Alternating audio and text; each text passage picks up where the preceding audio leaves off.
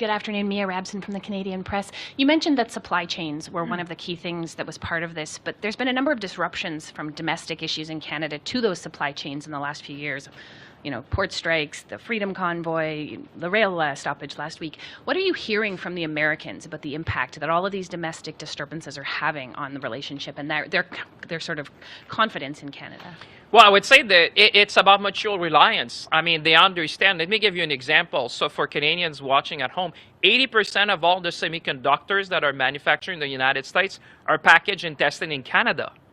Just think about that. When you're talking about the resilience, if you agree with me that semiconductor is the DNA of progress, and it's not just me saying that, it's the President Biden, when he came to the House of Commons, reminded Canadians and Americans how joined up we are. That's just one example.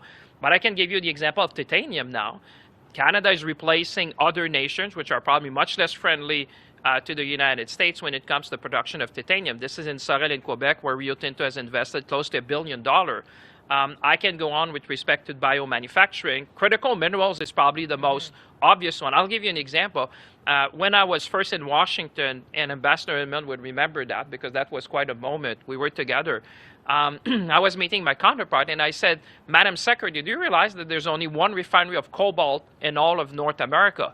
She kind of looked at me. She looked at her team, said, is that true? And they said, yeah, it's true. And she said, I guess you're going to tell me where. I said, yeah, it's in Cobalt, Ontario, by the way. And it took about 10 years to permit. So the logical thing for us to do in North America is not trying to replicate, but is to be complementary. And you've seen recently the DOD investing also in that facility in Canada. So that's the kind of relationship, strategic partnership that we have been fostering, that we engage with the National Security Council, with other secretaries, obviously, of the cabinet in the United States. But one thing I can tell you is that our American friends understand we're moving from being nice to being strategic. That's always what I say to them.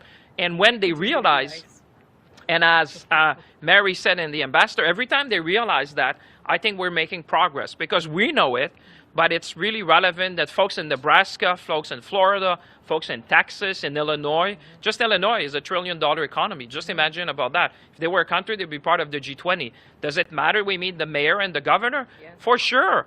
This is one of the largest economy in the world. So that's the kind of thing that we're bringing. And I would say governors, the ambassador would agree with me and Mary, the governors, the mayors, the Chamber of Commerce, the unions, they understand that because they see it on a daily basis.